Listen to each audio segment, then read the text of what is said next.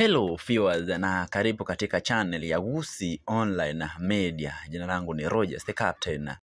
Mpenzi mtazamaji, kumekuwa na huyu mwanadada ambaye inasemekana kuwa amezuiliwa pale Vietnam, na leo hii huenda kaadhibiwa kwa hukumu ya kifo kutokana na tetesi kuwa alipatikana na madawa ya kulevya.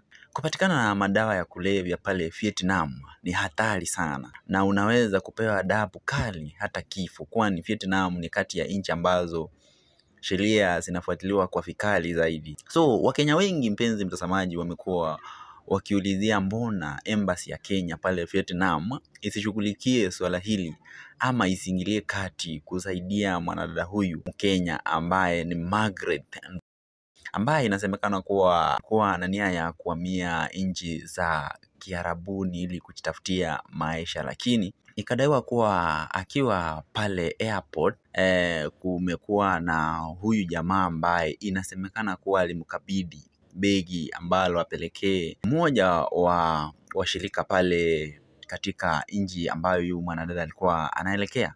Lakini ukweli ni kwamba, mpenzi mtazamaji, Kenya haina residential embassy pale Vietnam, kwani Kenya haiestablish embassy katika nchi yoyote ile, kwani wana consider mambo mingi sana kama vile historia ya kisiasa baina ya Kenya na nchi kama Vietnam. Vile kuna mahusiano ya kibiashara na uchumi baina ya hizi nchi mbili. Pia Kenya huwa ina consider kutumia regional embassy, kama sasa Kenya inatumia embassy yao iliyoko Bangkok, Thailand kufanya services zozote zile ambazo zinatakikana katika nchi zingine kama vile Vietnam ama nchi ambazo ziko bara la Asia, zile ambazo Kenya haina embassies.